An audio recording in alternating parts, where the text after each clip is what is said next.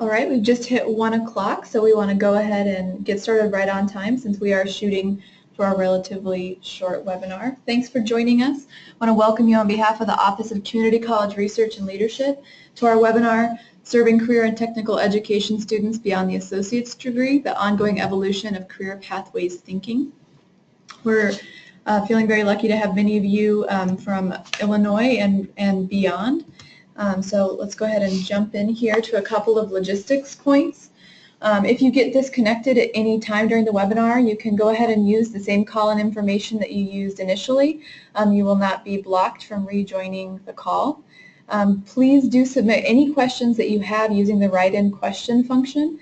We'll be collecting those throughout the short webinar and then trying to pose some of those questions to presenters at the end. Please also feel free to include in the question box any strategies that you want to share with the group related to the content today. If there's time, we may invite you to speak on those strategies at the end of the webinar. So just to give you a sense of presenters in order today, I will be speaking first. I'm Heather McCambley, Project Director for Pathways to Results with the Office of Community College Research and Leadership. We will, after that, have Maria Claudia Soler presenting. She is a graduate research assistant with OCCRL, and she has worked intensively with the Applied Baccalaureate Evaluation Project. We will also have Dr. Brian Durham, Deputy Director of Academic Affairs at the Illinois Community College Board, kind of closing out our webinar and taking questions. So with that, we'll go ahead and jump in. We have had an early question here about the availability of slides. We will make all slides available to anyone who is registered, as well as a recording of this call that you can share with colleagues who are not available to attend the webinar. So kind of to share a little bit about the origins of this webinar, at a recent Career and Technical Education Focused Innovation Institute, we had some questions come up. It was the first time that our Pathways to Results initiative, which is an equity-focused continuous improvement project here in Illinois, really had a focus on transfer pathways for teams to kind of propose projects and come in thinking about CTE transfer pathways as a focus area for problem solving. And over the course of the Institute, we had a lot of questions come up about how exactly do our CTE programs or Perkins-funded initiatives connect to transfer? Are the discussions of transfer or CTE still separate conversations? And we had 2 urban and suburban institutions exploring questions of their existing CTE transfer programs and 3+1 transfer programs. We also had an institution looking at creating new applied associate's degrees to bachelor's degrees pathways. And anecdotally, these institutions are hearing from local employers that they prefer, or in some cases require, long-term a 4-year degree for entrance into an upward mobility within career pathways that historically have been accessible through an AAS degree. Employers that these teams are just talking with articulate the need for technical skills, but also the soft skills like critical thinking and problem solving, teamwork, as necessary to graduating students to be prepared to succeed in the workplace. So these needs are pushing these institutions who joined us at the Institute to try to reconceptualize traditional thinking around vocational versus transfer programs. And at the same time, they're finding that barriers exist to creating AAS transfer pathways and trying to understand how these barriers can be removed to ensure accessibility. So the traditional mental model that many of these practitioners who are joining us encounter on a regular basis related to career and tech ed is to think and work in a kind of 2-track or bifurcated way. So you are either CTE or academically focused as a student or transfer focused. And indeed, data show this to be true at both a state and a national level. States like Illinois, Texas, Colorado, and countless others have anywhere from 30 to 50% of students in their community college system focused on CTE, AAS, or similar degrees that are marked terminal rather than for transfer. Bachelor's degrees are also creating open doors to many different fields and positions for students, whereas often AAS degrees in our team's experiences, students are experiencing a ceiling once they get into the workforce. One example for that would be computer programming, and there's a really beautiful visual related to that in one of the resources I'll discuss shortly. Our teams also found that this issue of terminal degrees is a compounding issue in terms of equity. So more underserved students in terms of race, income, or other identity points are sometimes served through certain CTE pathways that are marked terminal, and therefore are terminal in terms of their potential for educational and career advancement. So our teams are really interested in exploring the equity implications of this two-track system. So this is what we're looking at as far as, the future, the big picture of the future in career pathways. So rather than choosing between transfer or terminal, having multiple stackable credentials that can lead with multiple entry and exit points to the baccalaureate. In here you see just doing a quick survey of the wider landscape in terms of pathways. Both students and industry are making demands on the system to stop closing doors to future opportunities, to provide equitable opportunity to often underserved students in CTE pathways. And many leading organizations are recognizing this tension and reflecting potential solutions as integral aspects of their framework. So I wanted to present a few examples of this that you might find useful after the webinar and that are sort of exemplary of the kind of shifts in mindsets around these pathways. So first, the Association of American Community Colleges 21st Century Center, in their compilation of resources for reclaiming the American dream, recommends 4 actions relevant to the role of community colleges in closing the American skills gap. And one of these critical areas is the development of career pathways for current and future jobs that encompass stackable short-term programs that build toward more advanced credentials. So you can see more of that at that link. But that really leads into a more in-depth resource, the Career Pathways as defined by the Alliance for Quality Career Pathways Framework, the AQCP, which really picks up on this general idea of defining and providing metrics for career pathways that do have multiple entry points all the way through the baccalaureate and beyond, as well as multiple exit points throughout the pathway into the workforce and progressively better jobs. So this is where we get to that stackable credentials kind of framework, as well as metrics for measuring and thinking about improving those kinds of frameworks. And then building a bit more, the New America Foundation recently published a report called Flipping the Paradigm, Why We Need Training-Based Pathways to the Bachelor's Degree and How to Build Them. In this report, Mary Alice McCarthy from the New America Foundation acknowledges and identifies that the root structures and assumptions we hold about the bachelor's degree, that it opens future opportunities professionally, academically, does not hold true for all associate's degrees. She posits that students who want a good job in less than 4 years should not have to face the reality that they are edged out of a future of earning a 4-year degree beyond that step. Her analysis suggests that many vocational programs do in fact require students to master core academic competencies on par with those of traditional college students. But since credit is awarded for courses, not learning, they can be difficult to connect to bachelor's degree paths.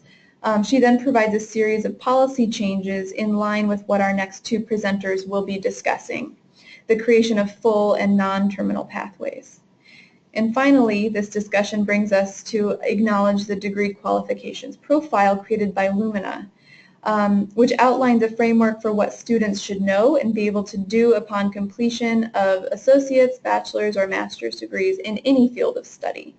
So the DQP is designed to help students create more coherent pathways, and to help the public know the value of the degree and faculty to frame their curriculum and learning opportunities. So in theory, under this framework, and it really connects nicely with the New America Foundation report, learning becomes the currency for completion and transfer, which would create a more flexible framework for thinking about transfer across even specialized fields. So the convergence among these new frameworks really have to do with looking at non-terminal pathways that are progressive and stackable, providing opportunities for higher earning as well as continuation in education. Pathways that are flexible, meaning that changing our mental models around what constitutes college, and then changing our pathways to reflect the reality of students' deep and applied learning as a currency for continuation beyond the two-year degree. And also that this will require real changes on the ground in terms of institutional relationships, curriculum, and advising. So these frameworks all give a kind of a high-level look at policy or pathway changes, but they leave us hanging on some questions of implementation. Colleges have been used to serving two sets of students very differently, so we need to start conceptualizing what changes need to happen in terms of advising, support, institutional agreements, student engagement, and even learning assessment to really follow up on these high-level pathway changes. So our next two presenters will talk a bit more about what some of these changes can look like in terms of their own work or experiences and non-terminal CTE initiatives. Well, all right. I should start by saying that what I'm sharing with you today is the result of what we've learned in researching about the emergence of AB degrees in the U.S.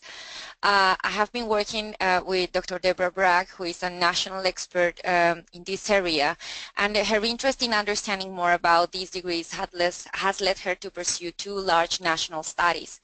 One of them was titled Adult Learners and the AB, funded by Lumina Foundation, and the second is titled The Emergence, the Applied Baccalaureate Degree, An Emerging Path to Technician Education, and this was funded by the National Science Foundation.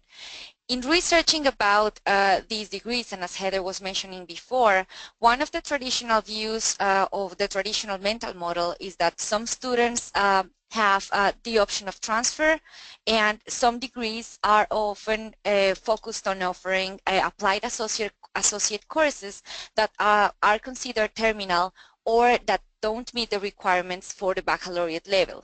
So for those programs, there was not really a pathway, and one of the disadvantages is that some students were not able to move along the pathway anywhere else.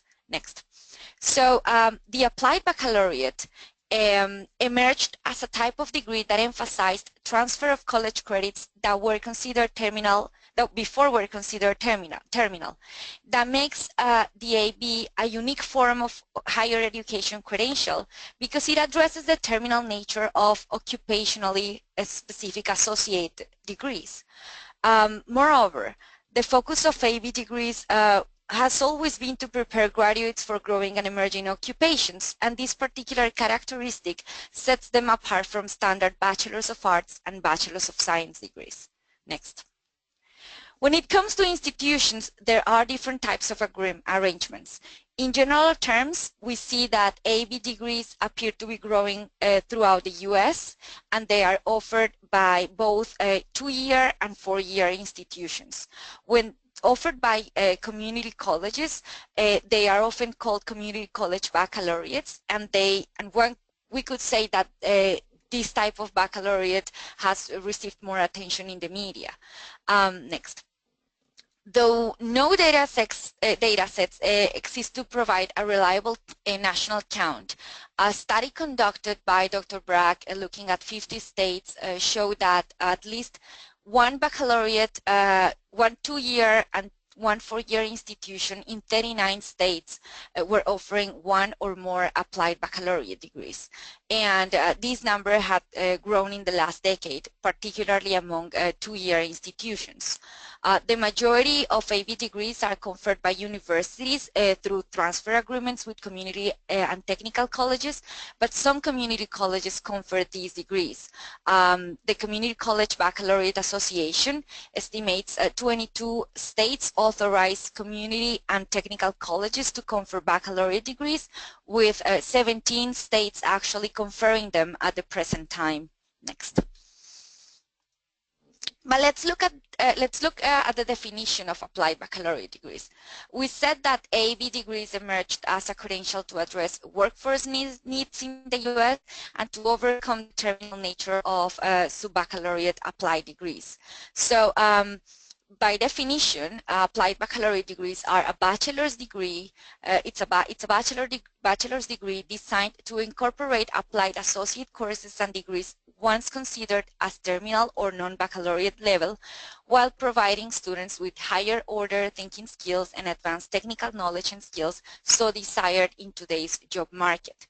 So these degrees then take historically terminal applied associate degrees and coursework and allow credits associated with these programs to transfer into baccalaureate level programs by supplying the general education and upper division coursework necessary for the degree. So this is not about adding courses, but making sure that students are really learning what they need to learn to excel in the job market. And that means asking also how to structure programs so that we make sure that students are learning all that. Next. That leads to asking and understanding more about the different type of models through which applied baccalaureate degrees are offered. So with the definition that I presented before, this 50-state inventory situated these degrees in different types of higher education institutions, in 2-year and 4-year institutions, and it classified them by degree, by type of degree program. So one of the major findings was that applied baccalaureates were following 3 types of models. The first one is a career ladder, the second inverse or upside down, and the third one management ladder degrees. The fourth one is a hybrid program that combines the 3 different models. So the first one, the career ladder program, offers a substantial number of upper level courses in the technical major of the applied associate degree, in addition to general education courses. The management ladder program is a kind of inverse degree program that provides organizational and supervisory skills for a managerial position. Many of these degree programs emphasize human resources and organizational development. And the inverse or upside down degrees offers most of the technical courses during the first 2 years in conjunction with the applied associate degree coursework, but it makes sure that it satisfies most of the baccalaureate requirements for a major at the upper division of the bachelor's degree. Next. Although we see so much growth, one of the findings in this in the study funded by the National Science Foundation showed that both traditional and AB degree pathways were emerging in high-demand STEM fields such as manufacturing and engineering technology, computer and information technology, and biotechnology, which you see here on the slide. And almost 10% of all identified baccalaureate degree pathways were in some stage of development. And this report was released in 2011. Next. But part of the issue with the emergence of and the growth of applied baccalaureate degrees has to do with a big debate in terms of whether offering these degrees is a good idea or not for both institutions, students, taxpayers, etc. So some of the arguments favoring the offer of these degrees have to do with improving associate to baccalaureate degree transfer, increasing baccalaureate degree completion, delivering instruction to non-traditional underserved and underserved students, aligning higher education with the workforce, and expanding community college to economic development. On the other hand, we see some concerns about the rigor and quality of these degrees. There is uncertainty about outcomes for students and graduates. There are some issues with mission drift and duplication of programming that has to do with the community college baccalaureate in particular. And some concerns about whether these degrees are actually preparing people for jobs that will not exist in the future. At the center of this debate is the fact that we don't have enough research to provide evidence of benefits and drawbacks. We have been trying to understand how these degrees work, how to assess outcomes, and we see that states such as Washington, Florida, for instance, Texas, have been doing really great job in terms of assessing outcomes and trying to push forward this type of research. And well, that's been as of now. Brian. All right. Thank you, Maria and Heather, for setting the stage here. You know, we have other tools as well outside of the Applied Baccalaureate, and I'm going to take a little deeper dive into a few of these, as much as we can pull off in a couple of minutes. I think these will be very familiar to folks out, certainly in Illinois and out in higher education, because much of this reflects, outside of the Applied Baccalaureate, perhaps in the community college sector, which I'll talk a little bit more about on the next slide, but much of this reflects what we already do, and really is a way to take these terminal degrees and move them toward baccalaureate programs when it is necessary, insofar as it being necessary. And you saw Maria's chart that one of the areas that this is growing significantly is in manufacturing or advanced manufacturing.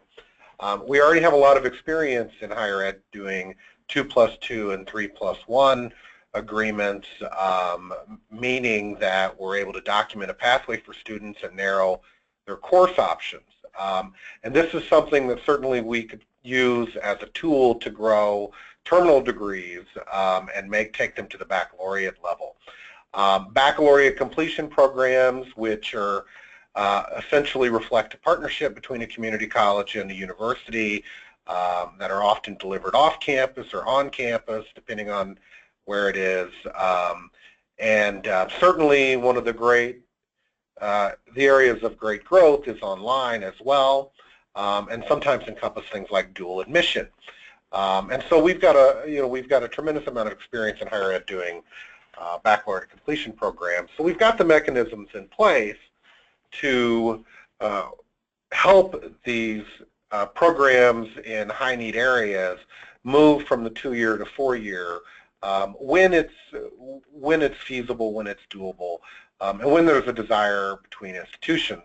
In Illinois in particular, we have what's called the Illinois Articulation Agreement, which is a statewide agreement that assigns a course code to particular general education courses, and then those transfer anywhere in the state.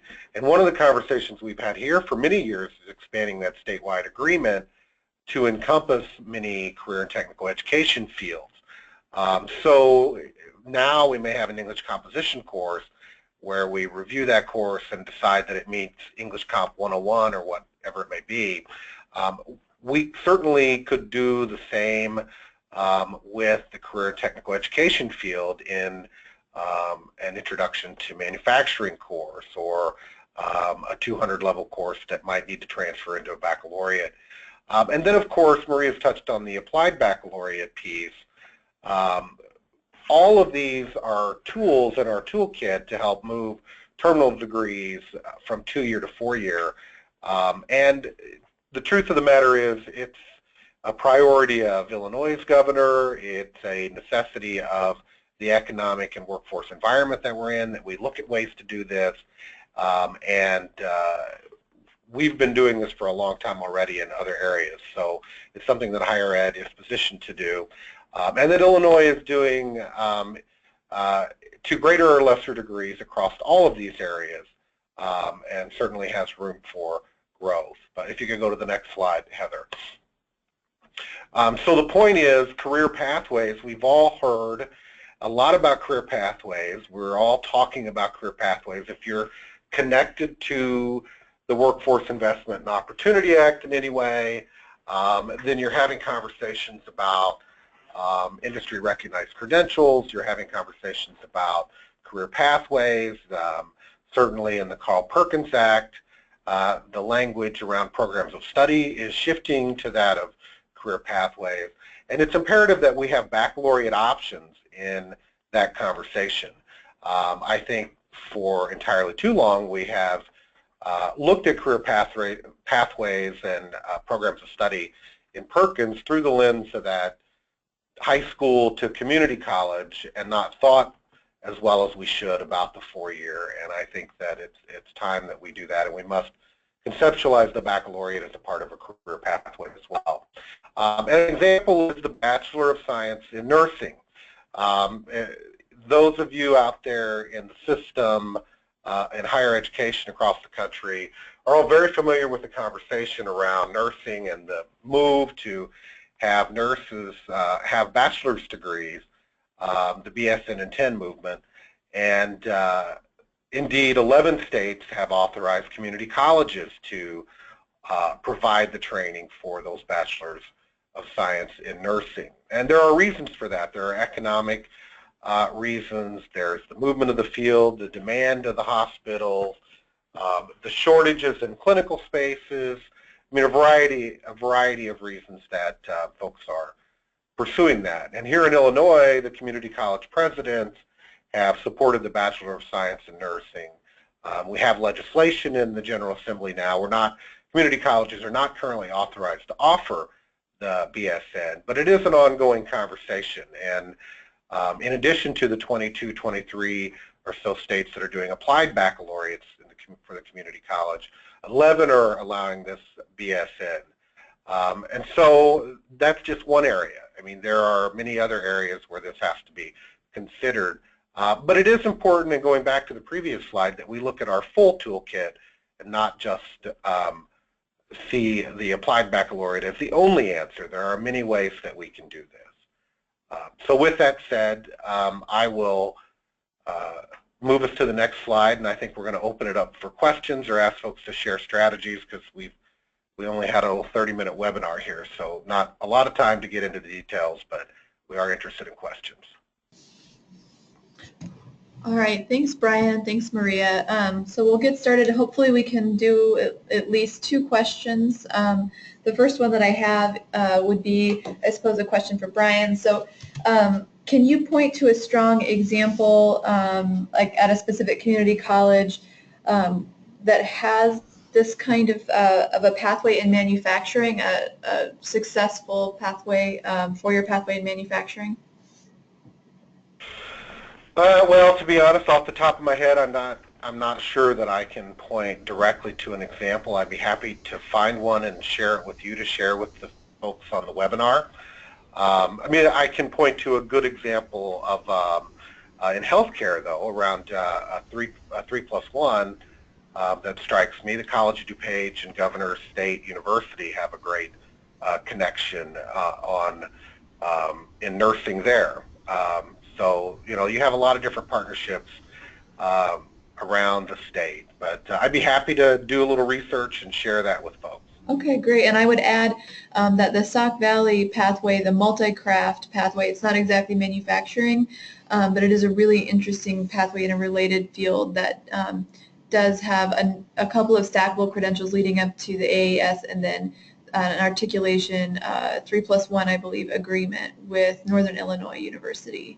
And I believe it's Daly College that does most of the manufacturing work in the city colleges of Chicago, and I know they have some partnerships like this. I just don't know the university they're partnered with. Okay, great. And this could be a question to either Brian or Maria, and either of you who know, maybe Maria, how do AB degrees prepare a student for graduate school? Are they considered acceptable as a preparatory major? Well, let me just say briefly that in order to offer an applied baccalaureate, you are subject to the oversight of the regional accreditors, just like you are, just like a university is, just like a community college is, and all programs are, as well as having to seek approval from the appropriate state agency and make sure faculty meet qualifications. You know, so the question of whether it is rigorous or not as it relates to community colleges, to me is a bit of a straw man. I mean, I think that you can ask that question of any program. Is it rigorous enough? You know, the truth of the matter is that folks shouldn't be making or shouldn't be designing programs that are not engaging industry and their university partners as it relates to transition to graduate school. And I think, in fact, for the BSN, that's one of the strategies. You have a growth also in the desire for graduate nurses. And so that definitely has to be one of the strategies. But the point is that it's not as if programs are developed willy-nilly. I mean, they have to be subject to the same stringent requirements that any program would be subject to, as they are now across all of our systems.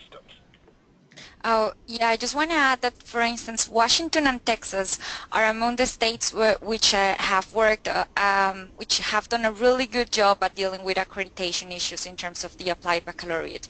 In the case of Washington, the Washington State Board for Community and Technical Colleges and the Texas Higher Education Board have been setting up all the standards, as Brian was saying, to make sure that these degrees have a high quality, that students can have opportunities after finishing the programs, both in terms of work and in terms of grad school.